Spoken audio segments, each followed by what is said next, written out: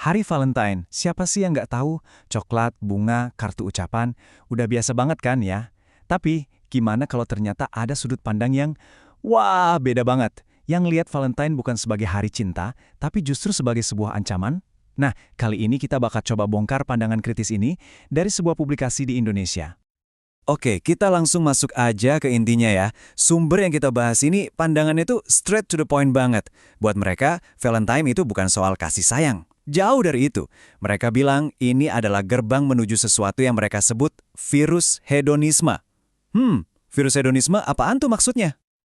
Nah, biar kita paham banget alur berpikirnya, kita bakal bedah argumen mereka jadi 5 bagian utama. Yuk kita lihat satu-satu. Oke, jadi apa sih sebenarnya argumen utamanya? Nah, sumber ini tuh ngawalin pembahasannya dengan ngelihat sebuah fenomena. Fenomena di mana banyak banget anak muda muslim di Indonesia yang kayaknya ikut hanyut gitu aja dalam euforia komersial hari Valentine. Penulisnya nggambarin sesuatu yang, jujur aja, cukup bikin khawatir. Katanya ada semacam budaya pesta-pesta dan tekanan sosial yang kuat banget. Dan semua ini, menurut mereka ya, akhirnya ngegiring anak-anak muda ke gaya hidup yang, ya tujuannya cuma satu, nyari seneng-seneng doang. Biar kita makin ngerti kritiknya, kita harus paham dulu nih istilah kuncinya. Apa sih yang dimaksud sumber ini dengan kata hedonisme? Nah, mereka ini ngambil rujukannya langsung dari Kamus Besar Bahasa Indonesia loh. Di situ dibilang, hedonisme itu ya sebuah pandangan hidup yang nganggap kesenangan materi itu tujuan utama. Jadi, simpelnya, hidup itu cuma buat cari kenikmatan duniawi aja. Titik. Dan di sini kita bisa lihat gimana sumber ini melacak akar sejarahnya. Ternyata jauh banget loh, ditarik mundur mulai dari zaman filsuf-filsuf Yunani kuno, terus berlanjut ke semboyan carpe diemnya Kekaisaran Romawi yang artinya nikmati aja hari ini. Oke, sekarang kita masuk ke bagian yang mungkin paling serius dari argumen mereka. Klaim tentang, apa sih dampak nyatanya buat generasi muda kita? Wow, di sini bahasanya bener-bener tajam ya. Sumber ini bilang kalau perayaan Valentine itu seolah-olah jadi semacam legalisasi atau pembenaran buat apa yang mereka sebut generasi pemuja syahwat. Dan untuk nguatin argumen ini, penulisnya nggak cuma ngomong doang. Mereka nyantumin data spesifik.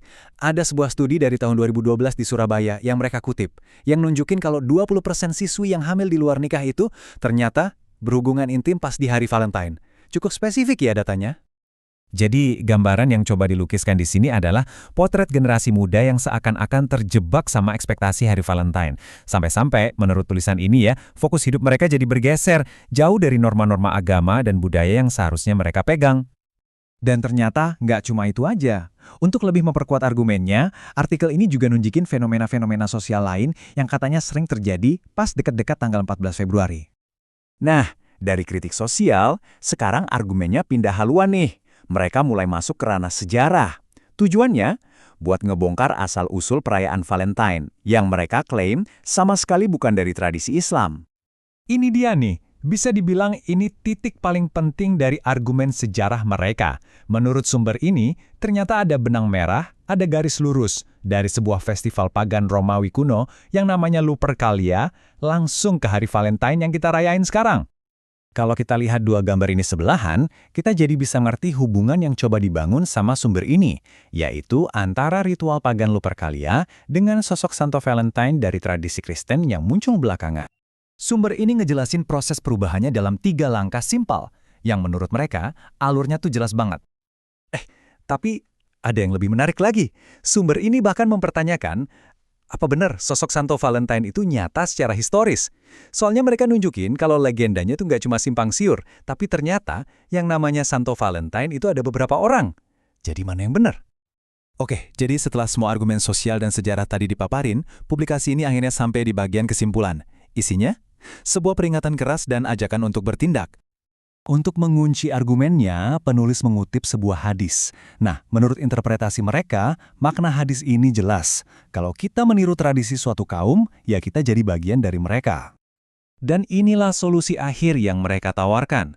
Sebuah ajakan buat anak-anak muda muslim untuk pertama, menolak pengaruh budaya dari luar.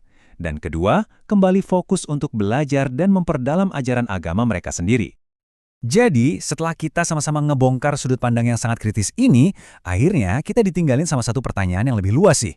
Di era global kayak sekarang, gimana sih perayaan-perayaan yang mendunia kayak Valentine ini menantang atau bahkan mungkin bertabrakan dengan identitas lokal dan keyakinan agama kita? Nah, ini pertanyaan penting yang mungkin bagus buat kita pikirin bareng-bareng.